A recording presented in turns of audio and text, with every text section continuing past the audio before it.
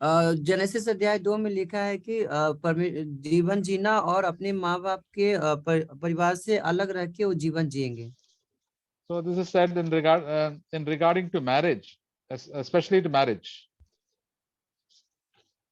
और ये खास तौर पे शादी शुदा जीवन के बारे में बात हो रहा है। So we see in Ephesians chapter 5. हम इफिसियों के अध्याय 5 में जाएंगे।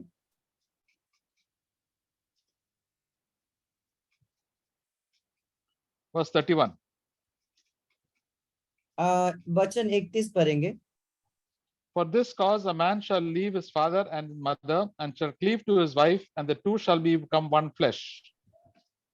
इस कारण मनुष्य माता पिता को छोड़कर अपनी पत्नी से मिला रहेगा और वे दोनों एक तन होंगे। And verse 32 says, this mystery is great, but I am speaking with reference to Christ and the church. और यह भेद तो बड़ा है, पर मैं मसीह और कलीसिया के विषय में कहता हूँ। So here we see about Jesus. He is our bridegroom, and he is like the husband who has to love his wife. और यहाँ पे देखते हैं यीशु मसीह जो है हमारे दुल्हा है, और जैसे कि पति अपने पत्नी से प्रेम रखती है उसी प्रकार से।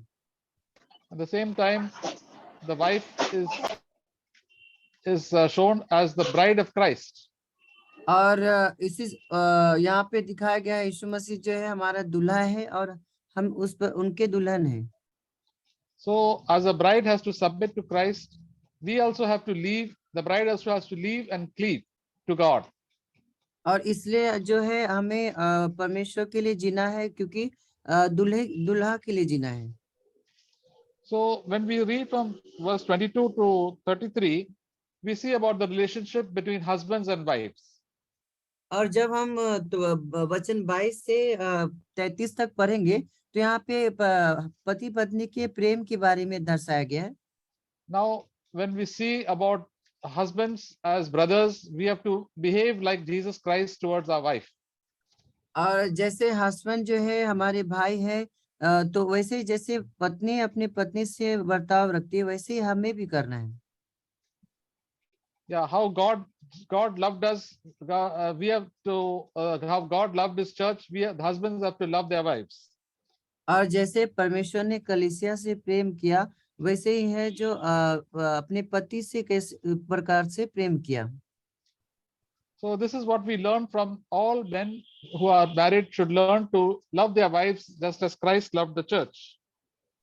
और जैसे पति जो है जो जिसका विवाह हो गया वो अपने पति से पत्नी से प्रेम रखे, उसी प्रकार से कलीसिया भी जो है हमें कलीसिया में जैसे परमेश्वर प्रेम रखते हैं वैसे हम भी एक दूसरे से प्रेम रखें। So it says that the husbands have to love their wives, verse 25, as Christ also loved the church and gave himself up for her. वचन 25 में भी देखेंगे, हे पतियों अपनी पत्नी से प्रेम रखो जैसा मसीह ने भी कलीसिया से प्रेम करके अपने आप को उसके लिए दे दिया। And verse 26 says that he may sanctify her, having cleansed her by the washing of the water with the word. कि उसके वचन के द्वारा जल के स्नान से शुद्ध करके पवित्र बनाए। So that verse 27, that he may present to himself the church in all her glory, having no spot or wrinkle or any such thing, but that she should be holy and blameless. और उसे एक ऐसी तेजस्वी कलीसिया बनाकर अपने पास खड़े करे जिसमें न कलंक न चोरी न कोई ऐसी वस्तु वरन पवित्र और निर्दोष हो। So we see that Jesus Christ is building his church. और हम यहाँ पे देख सकते हैं कि यीशु मसीह जो है कलीसिया को निर्माण कर रहे हैं। And you and I are part of the church. और आप और हम जो है कलीसिया के भाग हैं। So the Lord Jesus Christ has died for us, and he's cleansing us every day by giving us the word of God, so that we may turn away from sin and turn to God. और यीशु मसीह जो है हमारे अपराधों के लिए जान दिए हैं और हर दिन अपने लहू से हमें शुद्ध करते हैं और हमें पापों से पूरी तरह से छुटकारा देते हैं। So the Lord Jesus is himself doing a work for his body, that we are the body of Christ, that we should have no spot or wrinkle in our lives. और यीशु मसीह जो है हम सबके लिए कार्य कर रहे हैं, क्योंकि हम मसीह के अंग हैं, हमें तैयार कर रहे हैं। So, and that we should be blameless. और हमें पूरी तरह से निर्दोष होना है। Blameless means we should be in our conscience, we should be absolutely clear before God when we stand before God every day that I've got no sin in my life. My conscience is clear before God and before man. और conscious clear होने का मतलब है कि हमारा विवेक जो है शुद्ध होना चाहिए, परमेश्वर के नजर में पूरी तरह से उस क्षेत्र में क्या होना चाहिए, पूरी तरह शुद्ध होना चाहिए। So the Lord Jesus corrects us every day by the power of the Holy Spirit. और इसलिए जो है प्रभु यीशु मसीह हमें हर दिन इस मामले में सुधारते हैं, जिससे कि हम बदले और पवित्र आत्मा से हमें छुटकारा देते हैं। So that we can be blameless before him in thought and in attitudes. जिससे कि हम जो है अपने हमारे विचारों में, हमारा जो देखने का, सोचने का जो नजरिया है, उस सब बातों में हम निर्दोष रहें। And it says that he cherishes and nourishes the church. Verse 29. और यहाँ वचन बताता है कि परमेश्वर जो है उनका पालन पोषण करते हैं और उनका शरीर को निर्माण करते हैं। So cherish means he when he looks at you and me, he looks at not with anger, but he looks at with great love. और यहाँ पे बताता है कि परमेश्वर जो है हमें क्रोध से नहीं देखते हैं, बल्कि प्रेम से देखते हैं। Because we are his children, we are part of his body. क्योंकि हम परमेश्वर के संतान हैं, उनके अंग हैं। So whenever he looks at us, he wants us to be healthy, he wants us to be good, and he gives us all the good food so that we may remain healthy and without any sin. और परमेश्वर हमें जब देखते हैं तो चाहते हैं कि हम पूरी तरह से तंदुरुस्त रहें, पूरी तरह से जो भी कमियां घटियां हैं सबको परमेश्वर दे के उनको पूरी तरह से तैयार करते हैं और मजबूत रखते हैं। And we are the body of Christ. और हम जो है मसीह के अंग हैं। And the Bible says that we are the wife of Christ or the bride of Christ. और पवित्र शास्त्र बताता है कि हम जो है दुल्हन है, मसीह के दुल्हन हैं। So as the bride of Christ, we must leave aside all our worldly attractions and worldly desires as the Holy Spirit shows us and say, Lord, I want to do the things that are pleasing in the eyes of God. मसीह के दुल्हन होने के लिए जब हम हो जाते हैं तो हमें हर प्रकार की जो संसारिक चीजें हैं, जो हमारे संसारिक आकर्षण है, जो हमें प्रभु से दूर करती है, उन सब बातों से हमें दूर रहना चाहिए। We also learn from the wives because we are the bride of Christ and the body of Christ that we have to submit to Christ. और इसलिए हम जैसे कि हम दुल्हन है तो हमें जो है दूल्हे को पूरी तरह से समर्पित कर देना है। It says in verse 21, 22, wives be subject to your own husbands as to the Lord. जैसे कि वचन 22 में बताता है, हे पत्नियों अपने अपने पति के ऐसे अधीन रहो जैसे प्रभु के। And verse 24, as the church is subject to Christ, so also the wives also to be to their husbands in everything. और वचन 24 बताता है, पर जैसे कलीसिया मसीह के अधीन है, वैसे पत्नियां भी हर बात में अपने अपने पति के अधीन रहे। So what can brothers learn from this? तो हम भाई सब इस वचन से क्या सीख सकते हैं? That the church is subject to Christ in everything. जो कलीसिया जो है पूरी तरह से मसीह को अधीन में उनको समर्पित कर देना चाहिए। If we don't want to listen to Jesus Christ, then we don't become the part of the body of Christ. और यदि हम प्रभु यीशु की नहीं सुनेंगे, उनके अधीन नहीं रहेंगे, तो हम उस कलीसिया के प्रभु के भाग नहीं बन पाएंगे। We will drop off. We will fall away. हम गिर जाएंगे, हम भटक जाएंगे। So it all depends upon our obedience to Jesus Christ and His Word. और ये सब उस बात पर निर्भर करता है कि हम कितने प्रभु के वचन के प्रति आज्ञाकारी और उनके आज्ञाकारिता में रहते हैं। So we all love our wives to be subject to us in everything. We are very happy to hear that word. और इसलिए हम हर समय हमें उनके वचन को तो हम सुनते हैं, लेकिन हमें पूरी तरह से उन्हें समर्पित कर देना है। No, no. When we hear the word about that wife should submit to their husbands, all the husbands are very happy. और जब वचन वो सुनते हैं कि अपने पत्नी को जो है अपने पति के अधीन रहना चाहिए, तो जब इस बात को पति लोग सुनते हैं तो बहुत खुश हो जाते हैं। But we must remember that we are also the wife of Jesus Christ, and we should listen to the Lord in everything. लेकिन हमें इस बात को भी याद रखना है कि हम भी दुल्हन हैं और हमें पति के अधीन मतलब यीशु मसीह के अधीन में हमें पूरी तरह से जीवन जीना है। So whatever the word of God says, whatever Jesus said, we have to obey. और इसलिए जो कुछ भी प्रभु यीशु ने हमें बताया है, उन सब बातों को पालन करना है। That is why the Bible is given to us to hear the words of Jesus Christ and obey. और इसलिए पवित्र शास्त्र हमें दिया गया है कि हम प्रभु के वचन को सुने और उसका पालन करें। Jesus said, if you hear the word of God and do not obey, then you do not love me. और प्रभु यीशु ने कहा कि जो कोई मेरे वचन को सुनता है और उसका पालन नहीं करता है, तो उसका मतलब वो प्रभु की बात को प्रेम नहीं रखता है। And then Jesus will tell them, you did so much work for me, you preached and teached and did so many things, gave the messages here and there, but you never obeyed me. और फिर प्रभु यीशु कहेंगे कि तुम तो बहुत सारे संदेश, बहुत सारी बातें तुमने किया, लेकिन तुमने मेरे वचन का पालन किया ही नहीं। In the time of our decision, what decision are we going to take? Are we going to obey the Lord, or are we going to please ourselves or please people? और जब कभी भी निर्णय की बात आती है, तो हमें इस बात को ध्यान रखना कि हम प्रभु के लिए जीवन जी रहे हैं, खुश करने के लिए, या हम उससे बाहर हैं। That's why the Lord tells us, you leave and you leave the world and cleave to me. और इसलिए हमें प्रभु कहते हैं कि तुम संसार को छोड़ दो और मेरे साथ हो जीवन जियो। This is the principle of following Jesus Christ. और ये सिद्धांत है प्रभु यीशु मसीह को पीछा करने के लिए। When Jesus came down into this world, he left his Father and all the comforts of heaven to save us and to make a bride for him. और यीशु मसीह जो है स्वर्ग को छोड़कर सारी वो जो वहां पे जो कंफर्ट थे, शांतिदायक थे, सब कुछ छोड़कर हमारे लिए, हमारे ही गुनाहों के लिए मरने के लिए आए।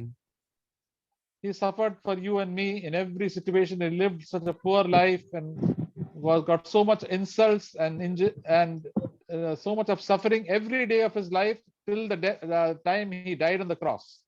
और वो हमारे ही लिए बहुत सारे ठोकर खाए, बहुत सारे दुखों का सामना किया, अलग अलग बातों, पीड़ाओं और दुख से गए, इसलिए कि हम उनके संगति में जा उनके लिए जिए।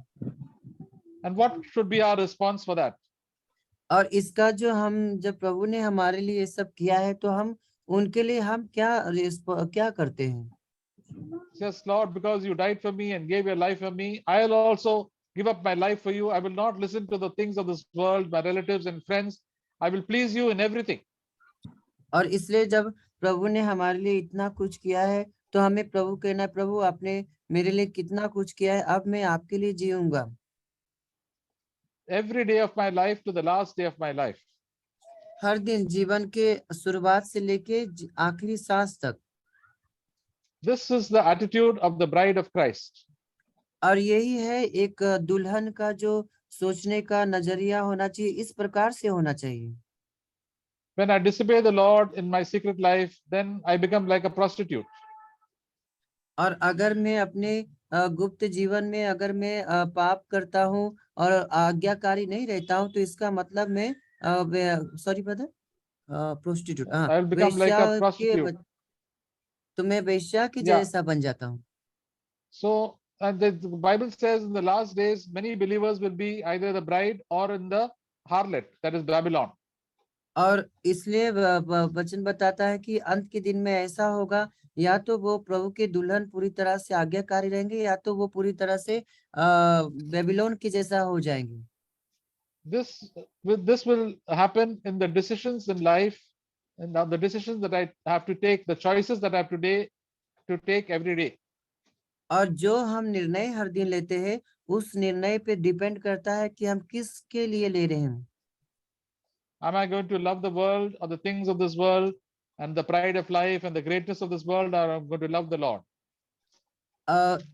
हम परमेश्वर से प्रेम करने के लिए कर रहे हैं, या हम पूरी तरह से हम प्रभु यीशु को खुद समर्पित के लिए जीवन जी रहे हैं, या संसार के लिए जी रहे हैं। So I have to ask the question, and you have to ask the question to ourselves. और इसलिए यह सवाल जो है हमें अपने आप को व्यक्तिगत तौर पे पूछना है। It says in 1 John chapter 2, verse 15, पहला यूहन्ना अध्याय 2 में वचन 15 देखेंगे। do not love the world nor the things of this world. If anyone loves the world, the love of the Father is not in him. तुम न तो संसार से न संसार में की वस्तुओं से प्रेम रखो, यदि कोई संसार से प्रेम रखता है तो उसमें पिता का प्रेम नहीं है। So all this is addressed to believers in Christ. और ये सब बातें जो है बताया गया है विश्वासियों के लिए, For disciples. यीशु के शिष्य के लिए। Once we used to love the world and the things of this world and the pride of life and our selfish way of living, but every day of our life we must not love the world. पहले हम पूरी तरह से अपने आप को खुश करके जीवन जीते थे, बहुत सारे बुरी अभिलाषाओं में और अलग अलग बातों में, पापों में जीवन जीते थे। अब हम मसीह के लिए नहीं जीते थे। When we live in this world, we are also tempted to love the things of this world. अभी हम जब शरीर में संसार में जी रहे तो हमें अलग अलग बातों जो है संसार से लुभाने वाली बातें आएगी। And the Holy Spirit will tell us, yeah, now this is not for you. This the Lord Jesus does not like. You leave it and you please the Lord. और पवित्र आत्मा आपको आवाज देगा, देखो ये जो तुम कर रहे हो ये प्रभु यीशु को पसंद नहीं है, इसे छोड़ दो। So all this is written: the boastful pride of life, the lust of the eyes, and the lust of the flesh. क्योंकि जो कुछ संसार में है वो शरीर की अभिलाषा, आंखों की अभिलाषा और जीविका का घमंड है। So that is why every day of our life we have to take a decision to lay aside things in our life that the God is not well pleased. और इसलिए हमारे जीवन में जो कुछ भी परमेश्वर को खुश नहीं करता है, उन बातों से हमें अलग रहना है और उससे दूर रहना है। So as it says in Hebrews chapter 12, इब्रानियों के अध्याय 12 में भी हम जाएंगे। verse 12, verse 1. वचन 1, Therefore, since we have so great a cloud of witnesses surrounding us, let us lay aside every encumbrance and the sin which so easily entangles us, and let's run with endurance the race that is set before us. इस कारण जबकि गवाहों का ऐसा बड़ा बादल हमको घेरे हुए है, तो आओ हर एक को रोकने वाली वस्तु और उलझाने वाले पाप को दूर करके वह दौड़ जिसमें हमें दौड़ना है, धीरज से दौड़े। In Hebrews chapter 11, we see so many godly men and women who love the Lord right to the end of our life, end of their life. इब्रानियों के अध्याय में हम 11 में अगर देखते हैं तो किस तरह से सभी लोगों ने प्रभु के लिए जीवन जिया, अपने जीवन की शुरुआत से जीवन के अंत तक। So they are always, when we look at them, we get great encouragement how they endured and suffered so much for the sake of God. और जब कभी अब हम उनके जीवन को देखते हैं, किस तरह से उन्होंने बहुत सारे दुखों को, कठिनाइयों से सामना करते गया और अंत तक विश्वास में पक्के रहे। So what should we do? तो हमें क्या करना चाहिए? We should lay aside every encumbrance. हमें उन सब बातों को जो हमें हर एक रोकने वाली वस्तु जो हमें उलझाते हैं, फंसाते हैं, उनसे दूर रहना चाहिए।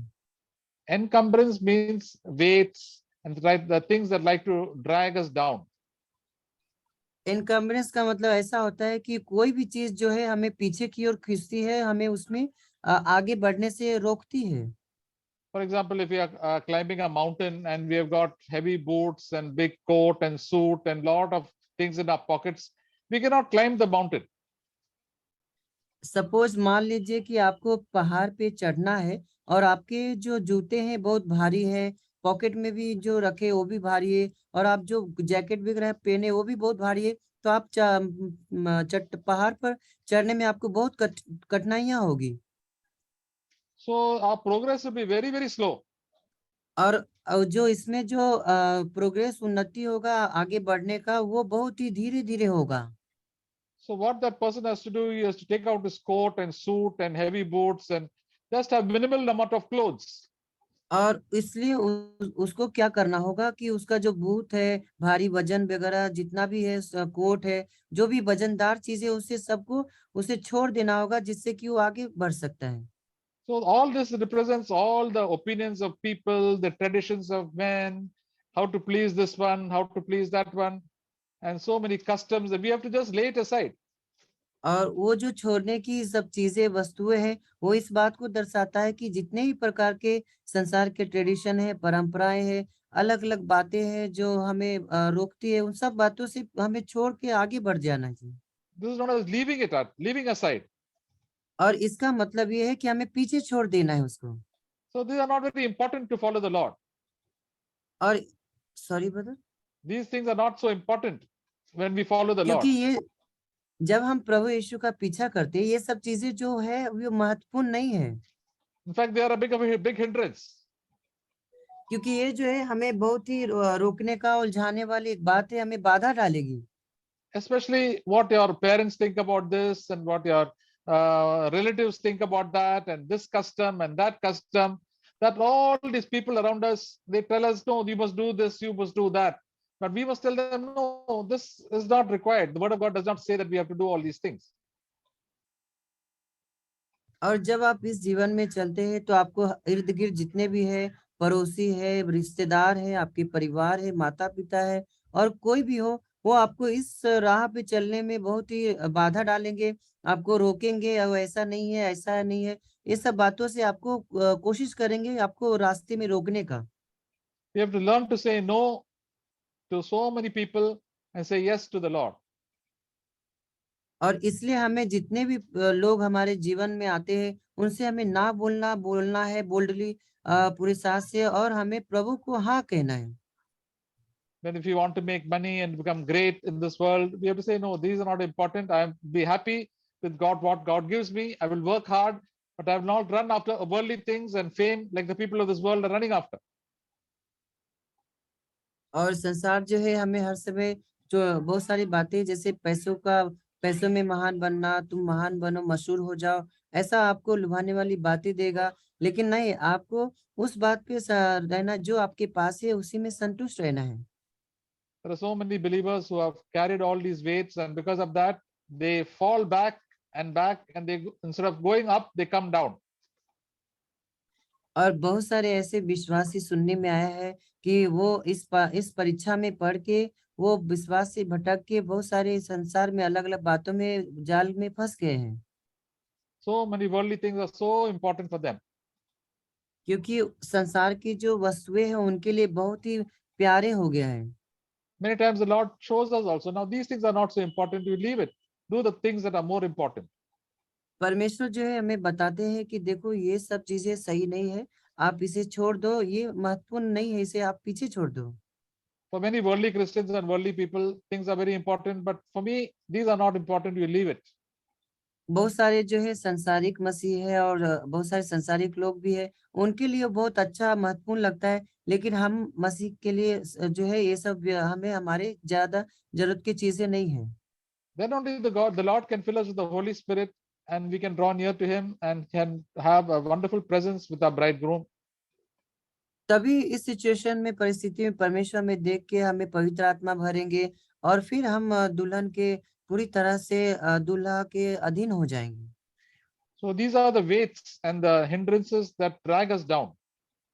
और ये सब जो बातें हैं, हमें इस जीवन में आगे बढ़ने में हमें बाधाएं डालती है, हमें रोकती है। We have to leave it behind. हमें इन सब बातों को पीछे छोड़ के आगे निकल जाना चाहिए। Second thing that we have to leave behind is the sin which so easily entangles us. और वो दूसरी बात ये है, उन बातों को छोड़ना जो पाप है, पाप जो है हमें रोकता है, वो सब पापों को छोड़ना है। Certain sins will attract us more, especially for men. और कुछ पाप है जो मनुष्यों के लिए खासकर जो व्यक्ति है, आदमी है, उनको वो सब बातों में फंसाता है। See, all men are attracted by sexual desires. जितने भी मनुष्य जो है, खास करके आदमी, वो उनके लिए जो लैंगिक अपराध पाप जो है, लैंगिक बातों में ज्यादा आकर्षण होता है। When we look here and there, these sexually impure thoughts and sexual desires will come into our minds. जब कभी आप इधर उधर अश्लील चीजें देखते हैं, आपके मनों में बहुत सारे लैंगिक विचार, लैंगिक पाप आएंगे। When we think more about that, it'll further lead us to more wrong things, the wrong thoughts. और अगर उस बात में ज्यादा रुचि देंगे, उसमें आप देखते रहेंगे उसका, तो आपको फिर उसको आपके और गहराई में गलत रास्ते में ले जाएगा। Then we will be tempted to see pornographic things and all imagine all bad things into our mind. और फिर अगला स्टेप ये होगा कि आप फिर उसमें पोर्नोग्राफी और अश्लील चीजें देखने में, फिर उसमें आपकी पाप में फंस जाएंगे। And then certain believers also fall into all sorts of adultery and immoral activity. और कई ऐसे विश्वासी जो है वे विचार में और अलग अलग पापों में, लैंगिक पापों में गिर गए हैं। So that is why we have to lay that aside also, all these thoughts that are leading us away from the Lord and leading us to sin. और इसलिए जितने भी प्रकार की जो विचार है इस क्षेत्र में आते हैं, हमें इसे छोड़ के आगे बढ़ना है। So the Bible says these sins can easily entangle us. क्योंकि पवित्र शास्त्र बताता है ये सब जो पाप है हमें पीछे की खींच लेगा, हमें रोकेगा, बाधा डालेगा। It is like a big rope coming and tying our legs as we are running and we cannot run. और ये ऐसा है जैसे कि एक मोटा रस्सी जो है आपके पैर को बांध लिया है और आपको आगे बढ़ने नहीं दे रहा है, रोक रहा है। Then we cannot thank God and praise God, and all our spiritual relationship with God will be hindered. There'll be a block for that. और इसका परिणाम यह होगा कि आप परमेश्वर को पूरे हृदय से धन्यवाद नहीं दे पाएंगे, आप प्रभु के साथ आनंद नहीं रह पाएंगे, आपके लिए बहुत बड़ा एक बाधा बन जाएगा। So we have to especially have to lay aside and avoid all sexually impure thoughts and go to places and see things that are not right in the sight of God. और इसलिए जितने भी अशुद्ध विचार, बुरे विचार हमारे आते हैं, उसे हमें छोड़ के हमें मसीह में आगे बढ़ना चाहिए। इससे हमें हमारे जीवन में आने नहीं देना चाहिए। This world now is becoming more and more sexually impure. क्योंकि अभी का जो संसार है पूरी तरह से लैंगिक बातों में पूरी तरह से वो फंस गया है। Men and women have lost the sense of shame completely. और मनुष्य और औरत, महिलाएं जो है, सभी लोग ने जो है अपने आप को, तन को ढाकते नहीं, वो पूरी तरह से दिखाते हैं, लज्जा का कारण हो गए। They all want to show off their bodies, and with the result that they become like a temptation for others. और वो ऐसा हो गया है कि अपने तन को वो दिखाते हैं और बाद में बहुत सारे लोग जो है उसको देखकर लुभाने वाले पाप में फंस जाते हैं। The people of this world easily copy all the film stars and all the great athletes and all, and then they also get tempted into all sort of sexual sin. और संसार के जो लोग हैं वो पूरी तरह से जब जो भी बॉलीवुड और सिनेमा और जल होते हैं, जो हीरोइन हीरोइन होते हैं, उन सब के कॉपी करके वो जल्दी से उनके कॉपी करके सीख जाते हैं। And they don't feel a sense of shame, and they're doing it openly. और उनको जो है शर्म बिल्कुल नहीं आता है, वो इस बात को पूरी तरह से खुलेआम करते हैं। I think yesterday when I was traveling by train, I saw one boy and girl was in the crowded train. They were busy holding and hugging each other and kissing each other. और जब मैं एक recently मैं जब train में जा रहा था, लोकल ट्रेन में, एक लड़की और लड़का जो थे, दोनों एक दूसरे से पूरी तरह से उसको तन में चिपके हुए थे और एक दूसरे को किस कर रहे थे। So they have no sense of shame. तो उनको जो है बिल्कुल ही कोई भी शर्म नहीं है। And they become a source of temptation to other people also. और ये जो है वो दूसरे के लिए सोर्स बन रहे, स्रोत बन गए हैं दूसरों को भी इस पाप में गिराने के लिए।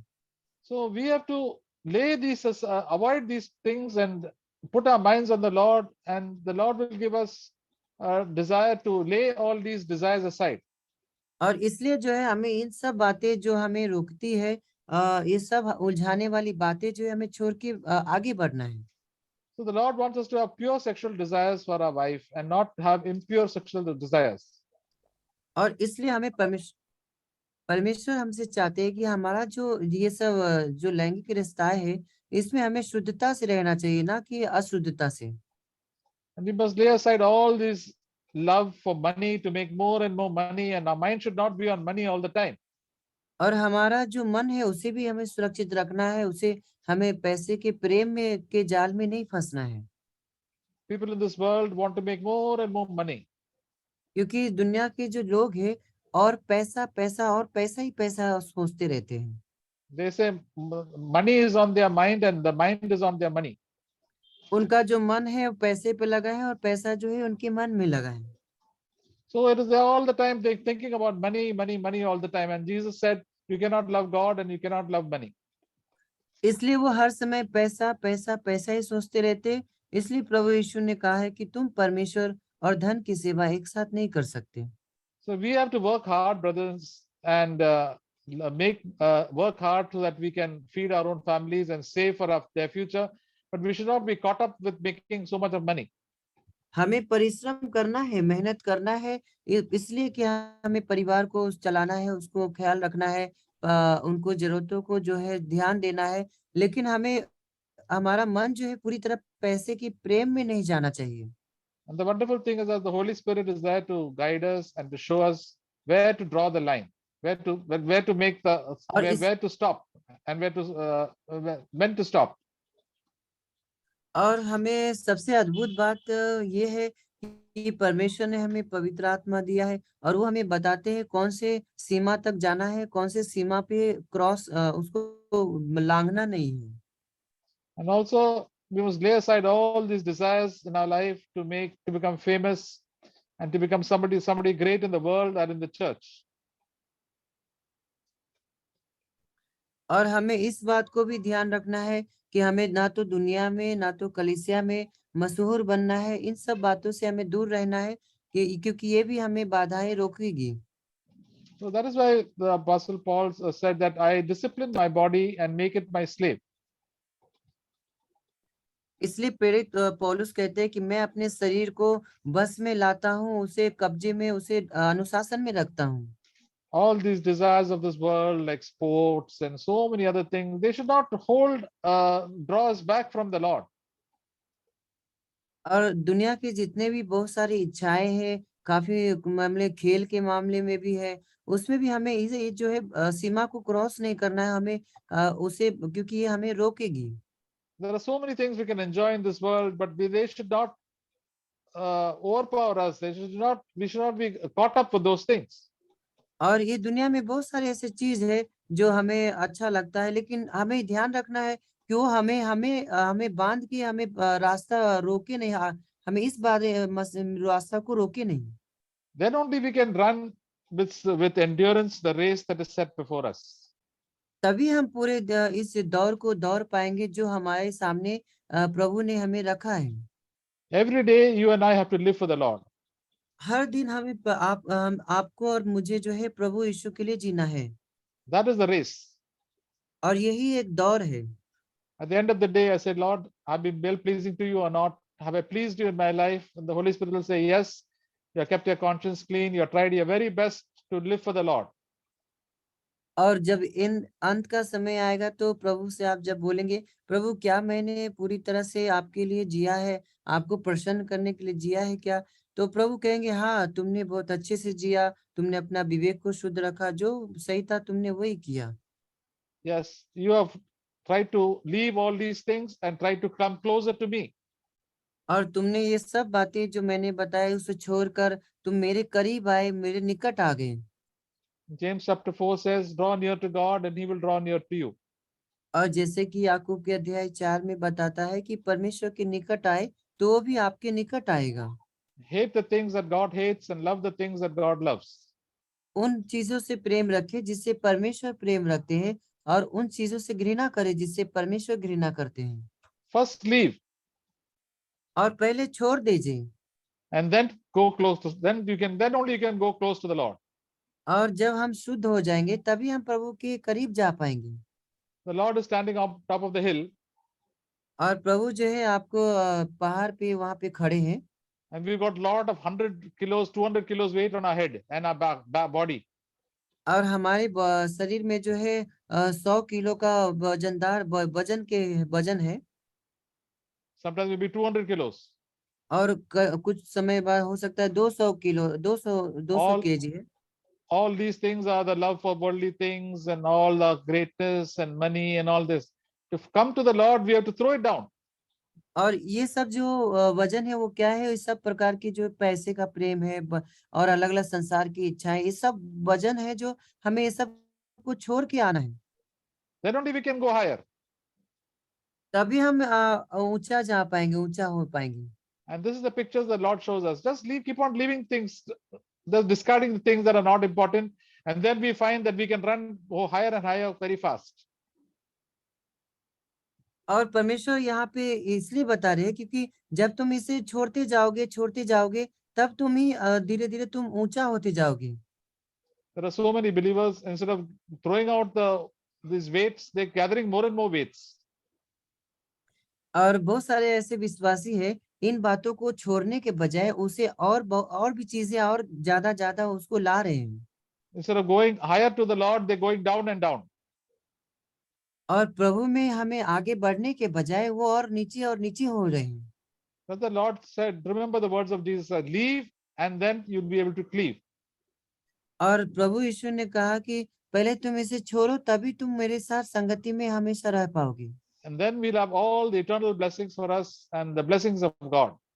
तब हमें अनंत जीवन का जो आशा है, आनंद है, भरपूरी है, सब हमें प्रभु दे देंगे। The presence of God, the Holy Spirit, and the strength to overcome. और परमेश्वर की उपस्थिति रहेगा, पवित्र आत्मा का वरदान रहेगा, और हम सब पापों पे जयवंत हो जाएंगे। So my dear brothers, every day is a race for you and me. इसलिए हर दिन हमारे और आपके लिए एक दौड़ है जिसमें हमें दौड़ना है। We are making so many decisions. क्योंकि हम बहुत सारे निर्णय लेते हैं हर दिन। And the Lord is watching and waiting what we are doing. और परमेश्वर जो है हमें हर समय देखता रहता है कि हम क्या करते हैं, किसके लिए करते हैं। Are we pleasing the Lord? Are we pleasing our relatives, our friends, or ourselves? क्या हम प्रभु की खुश कर रहे हैं, या हम पड़ोसी को या संबंधी को, रिलेटिव को, या अपने आप को खुश कर रहे हैं, इस पे हमें ध्यान देना है। But one day we must say, Lord, I want to please you. It doesn't matter what other people think about me. I want to please you and say, well done. At the end of my life, you can say, well done. इसलिए हमें निर्णय लेना है कि प्रभु मैं आपको खुश करना चाहता हूँ, आपके ही लिए जीना चाहता हूँ, जिससे कि अंत के दिन जब आप मुझे सामने आपके आऊंगा तो आप कहेंगे, अच्छा किया मेरे दास। And when we look back, we say, yes, it is worth giving up all these things for my Lord Jesus Christ. और जब आप प्रभु से मिलेंगे, प्रभु कहेंगे तो आप ही हमारे लिए योग्यता के से बढ़कर हो, क्योंकि सब व्यर्थ है। And the Lord has done so much for me. What I have given up is nothing. और परमेश्वर ने हमारे लिए कितना कुछ किया है, हम जो भी उनको क्या चुकाने के लिए हम क्या दे सकते हैं। It is just like rubbish and all the dirt that has gone out from my life. Now I've got the blessings of God and the presence of God with me. और जितने भी प्रकार की गंदगियां थी, बुराइयां थी, अलग अलग प्रकार की, प्रभु ने हमें छुड़ाया है। अब हमें पूरी तरह से प्रभु के लिए ही जीना है। So, dear brothers, let us live for the Lord. Let us leave the things of this world. Then we can cleave to the Lord. और इसलिए आइए भाइयों, हमें पूरी तरह से प्रभु के लिए जीवन जीना है और प्रभु की संगति में हो लेना है। Amen. We can hear Brother Ratnaswamy share, and after brothers can share one by one.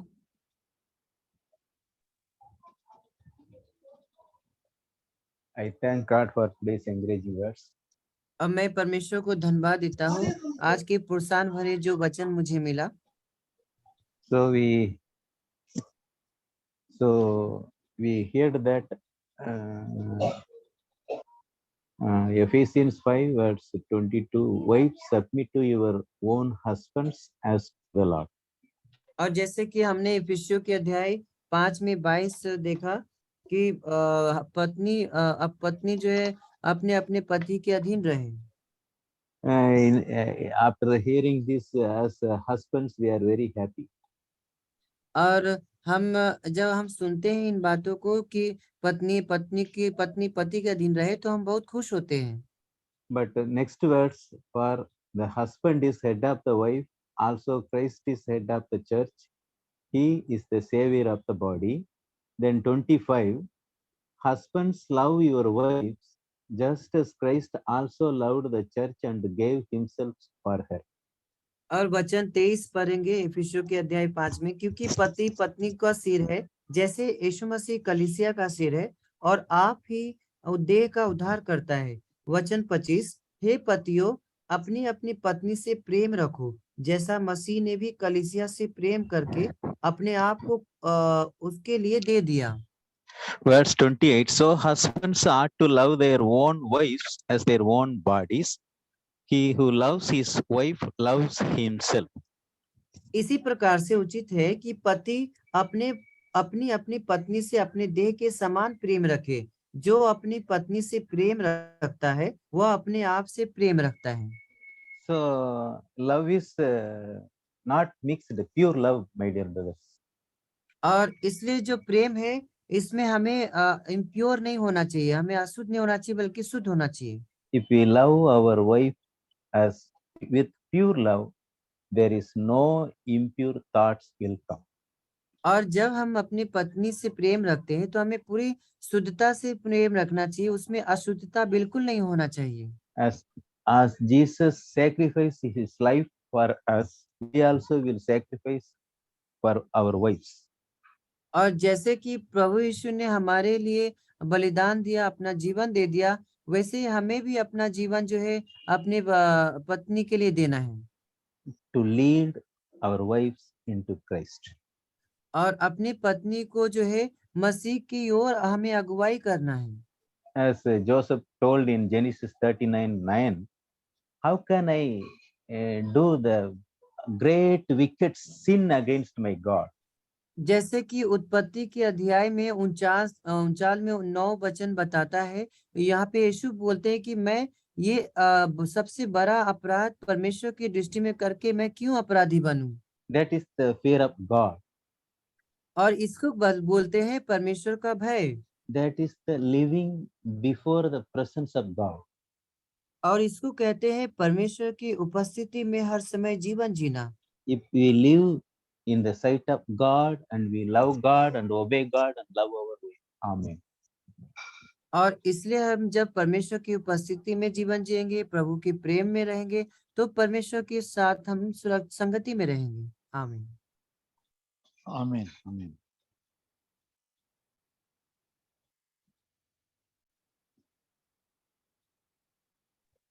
भाई लोग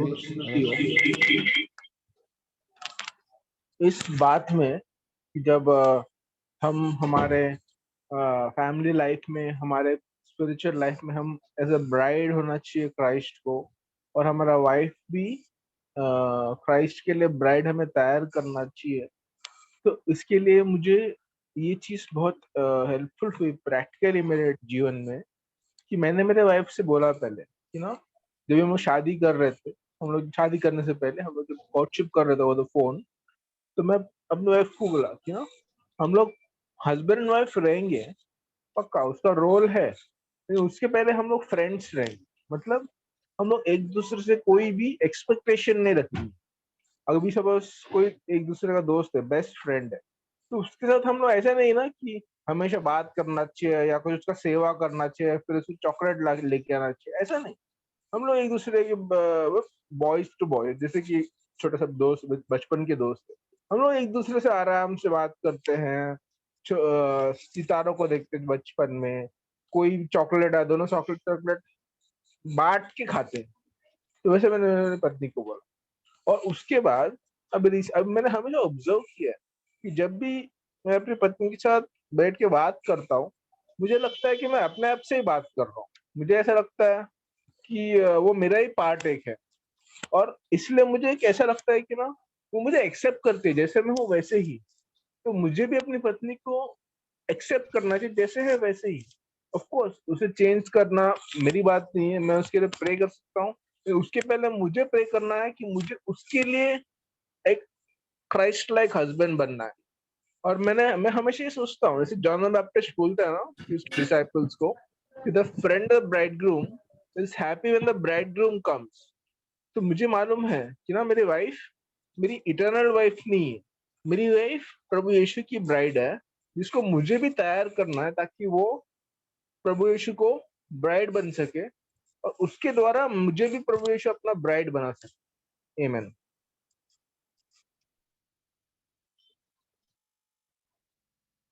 मैं भी परमेश्वर को धन्यवाद देता हूँ। एक वचन शेयर करना चाहूंगा, प्रोत्साहन मिला। भजन संहिता 32 में 2, क्या ही धन्य वह मनुष्य जिसके अधर्म का यहोवा लेखा न ले, जिसकी आत्मा में कपट न हो।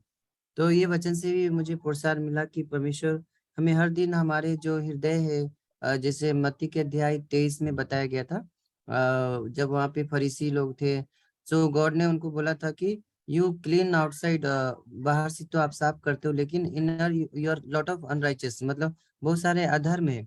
तो परमेश्वर जो है प्रोत्साहन दे रहे थे कि हमें हर दिन अंदर से पूरी तरह से शुद्ध रहना है, जिससे कि हम पूरी तरह से लास्ट मोमेंट में, जैसे कुंवारी थी 5 कुंवारी, उसका ऑयल खत्म हो गया था, मतलब लास्ट मोमेंट में, मतलब प्रभु आने ही वाले थे और उसने बोला जाओ तुमको तेल मार्केट में मिल जाएगा।